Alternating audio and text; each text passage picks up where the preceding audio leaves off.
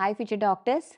നീറ്റിൻ്റെ result വന്നപ്പോൾ മുതൽ എല്ലാവരും നല്ല ടെൻഷനിലും പ്രഷറിലും ആണ്. കാരണം ഒരുപാട് കോൺട്രവേഴ്സീസ് ഈ എക്സാമിനെ റിലേറ്റ് ചെയ്ത് റിസൾട്ടിനെ റിലേറ്റ് ചെയ്ത് ഇപ്പം സർക്കുലേറ്റ് ചെയ്യുന്നുണ്ട്. അപ്പോൾ കുറേ കാര്യങ്ങൾ അല്ലേ, കുറേ ഇൻജസ്റ്റിസ് നടന്നിട്ടുണ്ട്. ഒരുപാട് പേർക്ക് പ്രതീക്ഷിച്ച പോലെ നല്ല മാർക്കൊക്കെ ഉണ്ടായിരുന്ന മക്കൾ നല്ല റാങ്ക് പ്രതീക്ഷിച്ചിരുന്നവരുടെ റാങ്കൊക്കെ ഒരുപാട് താഴേക്ക് പോയി. കട്ട് ഓഫിൽ ഒരുപാട് വ്യത്യാസമുണ്ട്. അതുപോലെ ഒരുപാട് പേർക്ക് 720 ഫുൾ മാർക്ക് കിട്ടിയ ഒരുപാട് പേര്, അതുപോലെ ഗ്രേസ് മാർക്ക് കൊണ്ട് മാർക്കുകൾ 718 719 ഒക്കെ കിട്ടിയവർ, അങ്ങനെ ഒരുപാട് കാര്യങ്ങൾ നമുക്ക് അൺഎക്സ്പ്ലനേറ്ററി ആയിട്ടുള്ള കുറേ കാര്യങ്ങൾ ഇവിടെ നടന്നിട്ടുണ്ട്.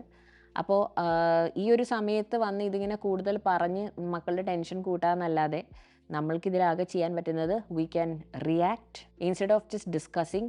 വാട്ട് ഐ ഫീൽ ഇസ് നമുക്ക് ഇതിനെതിരെ സ്വരമുയർത്തി എല്ലാവരും നമ്മൾ എല്ലാവരും ഒരുമിച്ച് യുണൈറ്റഡ് ആയിട്ട് നിന്നിട്ടുണ്ടെങ്കിൽ ഡെഫിനറ്റ്ലി ഇത്രയധികം മക്കൾ 24 ലക്ഷത്തോളം മക്കൾ എഴുതിയ പരീക്ഷ. അപ്പോൾ ഇത്രയധികം മക്കൾ ഇതിനെതിരെ സ്വരമുയർത്തുമ്പോൾ എന്താണെങ്കിലും എൻ ടി എക്ക് ഒരു ഡിസിഷൻ പറയാതെ പറ്റില്ല. അപ്പോൾ നമുക്കത് എന്താണെങ്കിലും നോക്കാം, അവരെന്താണ് പറയുന്നതെന്നുള്ളത്.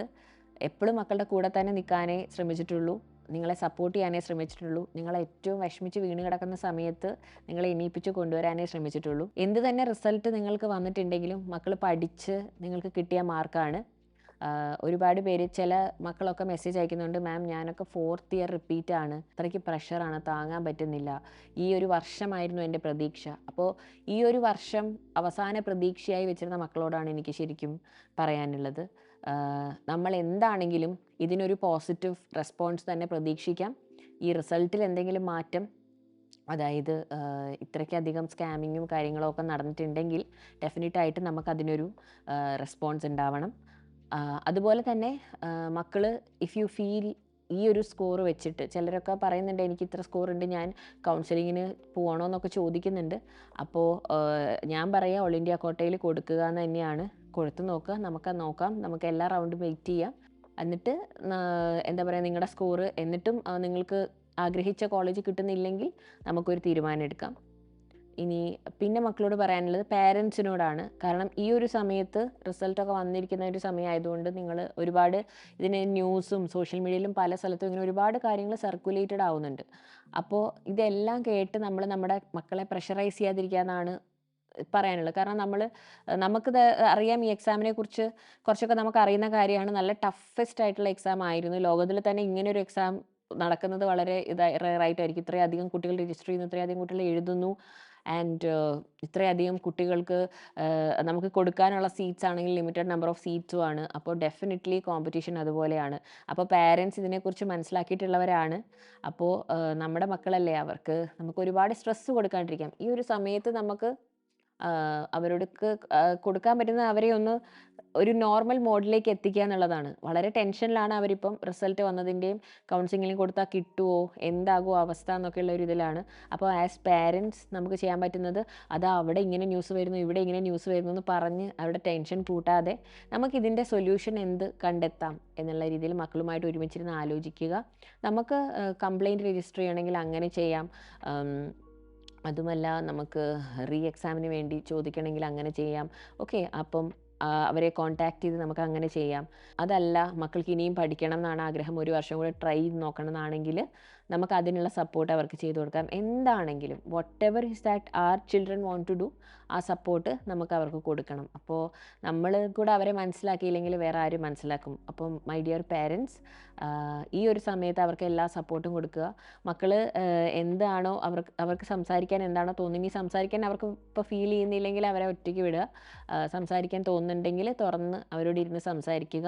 അവരൊരുപാട് കഷ്ടപ്പെട്ട് പഠിച്ച എക്സാമാണ്, ഒരുപാട് അവർ ഹാർഡ് വർക്ക് ചെയ്തിട്ടുണ്ട്, ഒരുപാട് രാത്രികൾ ഉറക്കമുളച്ചിരുന്ന് ഹോസ്റ്റലിലൊക്കെ പോയി, ഞാൻ നമ്മുടെ ഹോസ്റ്റലിലൊക്കെ പോയി മക്കളെ കാണുന്നതാണ്. അപ്പോൾ നിങ്ങളുടെ ചിരിച്ച മുഖം കാണാൻ, നിങ്ങളുടെ സന്തോഷിക്കുന്ന മുഖം കാണാനാണ് അവർ ആഗ്രഹിക്കുന്നത്. നിങ്ങൾക്കെല്ലാ സൗഭാഗ്യങ്ങളും കിട്ടണം, നിങ്ങൾക്കെല്ലാ സൗകര്യങ്ങളും ഉണ്ടാക്കി തരണം, നിങ്ങളുടെ കടബാധ്യതയും പ്രശ്നങ്ങളൊക്കെ മാറണം. ഇതൊക്കെ ആലോചിച്ചാണ് നമ്മുടെ മക്കൾ രാത്രികളിലൊക്കെ ഉറക്കമുളച്ച് ഒരുപാട് സാക്രിഫൈസസ് ചെയ്ത് അവരുടെ പ്രായത്തിലുള്ള ബാക്കി ഫ്രണ്ട്സൊക്കെ വേറെ ഏതെങ്കിലും കോഴ്സൊക്കെ എടുത്ത് അടിച്ച് പൊളിച്ച് കോളേജ് ലൈഫൊക്കെ അടിച്ച് പൊളിക്കുമ്പോൾ, അല്ലെങ്കിൽ പുറത്ത് ടൂറും ട്രിപ്പും ഒക്കെ പോകുമ്പോൾ ഒരുപാട് കാര്യങ്ങൾ നമ്മുടെ മക്കൾ പറയാതെ സാക്രിഫൈസ് ചെയ്ത് പഠിച്ചിട്ടുമുണ്ട്, ചെയ്തിട്ടുമുണ്ട്. അപ്പോൾ ഞാൻ അവരിൽ നിന്ന് തന്നെ കേട്ട കാര്യങ്ങളാണ് പറയുന്നത്. അപ്പോൾ മൈ ഡിയർ പേരൻസ്, നമുക്ക് അവർക്ക് ഒട്ടും സ്ട്രെസ്സ് കൊടുക്കാണ്ടിരിക്കാം. ഈ ഒരു സമയത്ത് നമുക്കവരെ സപ്പോർട്ട് ചെയ്യാം. പിന്നെ എൻ്റെ മക്കളോട്, നിങ്ങൾക്ക് എന്നെ നന്നായിട്ടറിയാം. എത്രയോ നാളുകളായി ഞാൻ നിങ്ങളോട് വന്ന് സപ്പോർട്ട് ചെയ്യുന്നതാണ്. ഏത് സിറ്റുവേഷൻ ആണെങ്കിലും നമുക്ക് അതിൻ്റെ ഒരു സൊല്യൂഷൻ കണ്ടെത്താൻ പറ്റും. എനിക്ക് തോന്നുന്നത് മക്കളെ, ഞാൻ എപ്പോഴും ബിലീവ് ചെയ്യുന്ന ഒരു കാര്യമുണ്ട്. Other than death everything else can be found A solution. അതായത് മരണം എന്ന് പറയുന്ന ഒരു കാര്യത്തിന് നമുക്കൊരു സൊല്യൂഷൻ ഇല്ല, അല്ലേ? അത് തീർന്നു, അവിടെ കാര്യം കഴിഞ്ഞു. അതല്ലാതെ നമ്മുടെ ലൈഫിൽ വരുന്ന ഏതൊരു ക്രൈസിസ് ആണെങ്കിലും നമുക്ക് അതിനൊരു സൊല്യൂഷൻ ഫിഗർ ഔട്ട് ചെയ്യാൻ വേണ്ടി പറ്റും. കാരണം അസുഖങ്ങളുടെ ഒക്കെ കാര്യം പറയുമ്പോൾ തന്നെ മെഡിക്കൽ സയൻസ് എത്രമാത്രം പ്രോഗ്രസ് ചെയ്തിട്ടുണ്ട്. അപ്പോൾ ഏതൊരു അസുഖത്തിന് പോലും നമുക്ക് ഇപ്പോൾ ഒരു ക്യൂറൊക്കെ കണ്ടെത്താൻ വേണ്ടി പറ്റും. അപ്പോൾ മക്കൾ ഇത് ആലോചിക്കുക. ഇത് കുറേ വർഷം കഴിഞ്ഞ് നമ്മൾ ഇതിലേക്ക് തിരിഞ്ഞ് നോക്കി ആലോചിക്കുമ്പോൾ നമ്മൾ ആലോചിക്കും, നമ്മൾ എന്തിനായിരുന്നു ഇത്രയൊക്കെ ടെൻഷൻ അടിച്ചത്, അല്ലേ? എൻ്റെ ലൈഫ് എന്ത് ബെറ്റർ ആവാണ്ടിരുന്ന, my life was so good. എത്രയോ കാര്യങ്ങൾ എനിക്ക് വേണ്ടി എൻ്റെ ലൈഫിൽ പ്ലാൻ ചെയ്ത് വെക്കപ്പെട്ടിട്ടുണ്ടായിരുന്നു. അപ്പം ഞാൻ എന്തിനാണ് ഇതൊക്കെ ആലോചിച്ച് ഒരുപാട് വിഷമിച്ച് ടെൻഷൻ അടിച്ച് പേരൻസിനെയും ടെൻഷനാക്കി ആ സമയം നഷ്ടപ്പെടുത്തിയതെന്ന് മക്കൾ ഓർക്കും. ഓക്കെ, അപ്പോൾ ഇപ്പോഴുള്ള ഈ വിഷമം എനിക്കറിയാം. നിങ്ങൾ നല്ലപോലെ കഷ്ടപ്പെട്ട് പഠിച്ച എക്സാമാണ്. നിങ്ങളുടെ ഭാഗത്ത് 100% ന്യായമുണ്ട്. കാരണം ഇങ്ങനൊരു ഇൻജസ്റ്റിസ് ഈ എക്സാമിൽ നടന്നിട്ടുണ്ടെങ്കിൽ ഡെഫിനറ്റായിട്ടും അതിനെതിരെ നമ്മൾ പ്രതികരിക്കണം. നമ്മൾക്ക് കംപ്ലയിൻറ്റ് റേസ് ചെയ്യാം, അല്ലെ? നമുക്ക് റീ എക്സാം വരികയാണെങ്കിൽ അത് നമുക്ക് നോക്കാം. So what ever it is, അത് നമുക്ക് ഫിഗർ ഔട്ട് ചെയ്യാം. പക്ഷേ ഈ ഒരു സമയത്ത് ഇങ്ങനെ ഇതെല്ലാം കൂടി കേട്ട് നിങ്ങളുടെ മനസ്സിനെ വീണ്ടും വീണ്ടും ആങ്സൈറ്റി കൂട്ടി ഒരുപാട് മോശമായൊരവസ്ഥയിലേക്ക് പോകാണ്ടിരിക്കാനാണ് ഞാൻ പറയുന്നത്. അപ്പോൾ എന്ത് തന്നെയാണെങ്കിലും അതിന് നമുക്കൊരു സൊല്യൂഷൻ ഉണ്ടാകും. Will figure it out, my future doctors. നിങ്ങളെല്ലാവരും എൻ്റെ ഫ്യൂച്ചർ ഡോക്ടേഴ്സ് തന്നെയായിരുന്നു. നിങ്ങളുടെ സ്കോർ എന്തുമായിക്കോട്ടെ, നമുക്ക് അതിൽ നിന്നൊക്കെ ഇമ്പ്രൂവ് ചെയ്ത് വരാം. നമുക്ക് നല്ല പോലെ പഠിച്ച് നമുക്ക് മുന്നേറാം. ഒരിക്കലും ഞാൻ പറയില്ല, അതായത് ഇവിടെ തന്നെ പഠിച്ചാലേ മക്കൾക്ക് മാർക്ക് കിട്ടുള്ളൂ, ഇത് തന്നെ ഫോളോ ചെയ്താലേ മക്കൾ മാർക്ക് കിട്ടുള്ളൂ. അങ്ങനെയല്ല. If you are motivated, if you are ready to work hard, നിങ്ങൾ എങ്ങനെ പഠിച്ചാലും നിങ്ങൾക്ക് സ്കോർ ചെയ്യാൻ പറ്റും. അപ്പം കുറേ പേര് എനിക്കിപ്പം മെസ്സേജൊക്കെ അയച്ചു ചോദിക്കുകയാണ്, മിസ്സേ ഞാൻ നീറ്റ് 2025 ആസ്പിരൻ്റ് ആണ്, ഈ ഒരു അവസ്ഥയല്ലേ ഈ എക്സാമിൻ്റെ ഒക്കെ, ഞാനൊക്കെ പഠിക്കുന്ന അപ്പോൾ വെറുതെ ആവുമോ, ഞങ്ങളുടെ ഹാർഡ് വർക്ക് വെറുതെ ആവുമോ? ഒരിക്കലും ഇല്ല മക്കളെ. എൻ്റെ ധീര വാരിയേഴ്സിനെയൊക്കെ ഇപ്പം ഞാൻ ബാച്ചിലൊക്കെ കയറി കണ്ടിരുന്നു. അവരോടൊക്കെ ഞാൻ പറയുന്ന കാര്യമാണ്, നമ്മുടെ ഹാർഡ് വർക്ക് ഒരിക്കലും വേസ്റ്റ് ആവാൻ പോകുന്നില്ല.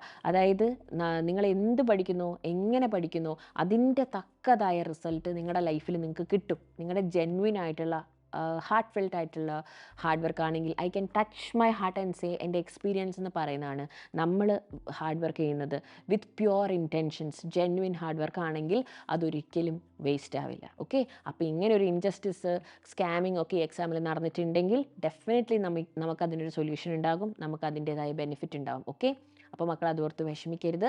പിന്നെ ഇപ്പോൾ പഠിച്ചുകൊണ്ടിരിക്കുന്നവരോട് പറയാനുള്ളത്, നമ്മളുടെ പഠിത്തം അതേപോലെ തന്നെ പോവട്ടെ. ഒരു രീതിയിലും നമ്മൾക്ക് ഈ പുറമേ നടക്കുന്ന ഈ കാര്യങ്ങളൊക്കെ, ഇതൊക്കെ സൂപ്പർഫിഷ്യലായിട്ട് നടക്കുന്ന കാര്യങ്ങളാണ് എൻ്റെ മക്കളെ. ഓക്കെ, പുറമേയുള്ള പല ആളുകളും പലതും പറഞ്ഞ് ഇതൊരു നെഗറ്റീവ് തോട്ടാക്കി നിങ്ങളുടെ തലയിൽ കയറ്റി നിങ്ങളെ താഴ്ത്താൻ വേണ്ടി നോക്കും. കട്ട് ഓഫ് കൂടും, കോമ്പറ്റീഷൻ കൂടും. ഓക്കെ, കൂടിക്കോട്ടെ, ഇറ്റ്സ് ഓക്കെ, കറക്റ്റ്. നമ്മൾ എയിം ചെയ്യുന്ന നമ്മുടെ കോളേജിൽ എത്താനുള്ള മാർക്ക് നമ്മൾ പഠിച്ചു മേടിക്കും. പിന്നെ നമ്പർ ഓഫ് സീറ്റ്സിലുള്ള വ്യത്യാസം, നമ്പർ ഓഫ് മെഡിക്കൽ കോളേജസിലുള്ള വ്യത്യാസം, എന്തെങ്കിലുമൊക്കെ ആയിട്ട് നമുക്കായിട്ട് നല്ല കാര്യങ്ങൾ വരും. അങ്ങനെയുള്ള ശുഭപ്രതീക്ഷയോടെ നമുക്കിരിക്കാം. ഓക്കെ, നല്ല റിസൾട്ടാണ് സൈലത്തിൽ നമുക്ക് ഈ വർഷം വന്നിട്ടുള്ളത്. അപ്പോൾ എൻ്റെ ഇപ്പോൾ പഠിച്ചുകൊണ്ടിരിക്കുന്ന ഫ്യൂച്ചർ ഡോക്ടേഴ്സിനോട് എനിക്ക് പറയാനുള്ളത്, അടുത്ത വർഷവും നമുക്ക് അടിപൊളി റിസൾട്ടായിരിക്കും. ആൻഡ് അടുത്ത വർഷവും നിങ്ങളുടെ എല്ലാവരുടെയും കൂടെ നമ്മൾ ആഘോഷിക്കും. ആൻഡ് നിങ്ങളെയൊക്കെ ഞങ്ങൾ കാണാൻ വരും. ഓക്കെ, പിന്നെ മക്കളോട് പറയാനുള്ളത്, നിങ്ങളുടെ ഫേവറേറ്റ് കോളേജസിലും നിങ്ങൾ എത്തിച്ചേരും. അപ്പോൾ ഇപ്പോൾ പഠിച്ചുകൊണ്ടിരിക്കുന്ന മക്കൾ ഇതിനൊന്നും ചെവി കൊടുക്കാതെ നിങ്ങളുടെ പ്രിപ്പറേഷനിൽ ഫോക്കസ് ചെയ്യുക.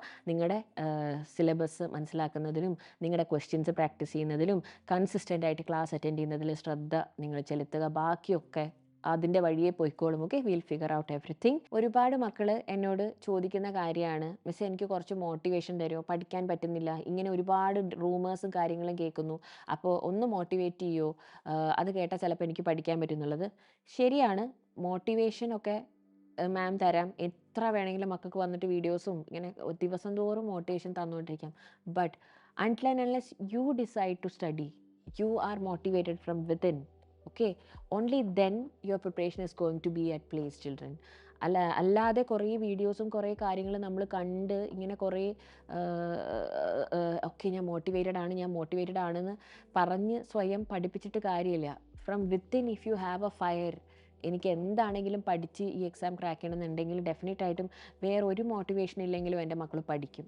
അപ്പോൾ അത് ഓർക്കുക കേട്ടോ. മോട്ടിവേഷൻ നിങ്ങൾക്ക് തന്നുകൊണ്ടേയിരിക്കും, പക്ഷേ മോട്ടിവേഷൻ മാത്രം പോരാ, നമ്മളുടെ സൈഡിൽ നിന്ന് we also have to put in effort. And നമുക്ക് ആ ഒരു മനസ്സുണ്ടാവണം, ഞാൻ എന്താണെങ്കിലും കുറച്ച് സാക്രിഫൈസും കോംപ്രമൈസും ഒക്കെ ചെയ്ത് ഞാൻ പഠിക്കും, ഞാൻ മേടിക്കും എന്നുള്ള ആ ഒരു ബോധം നമുക്കും ഉണ്ടാവണം. മൈ ഫ്യൂച്ചർ ഡോക്ടേഴ്സ്, ഇതൊന്ന് വന്ന് പറയണം തോന്നി. So remember, I M always with you and I love you all very much. Bye-bye.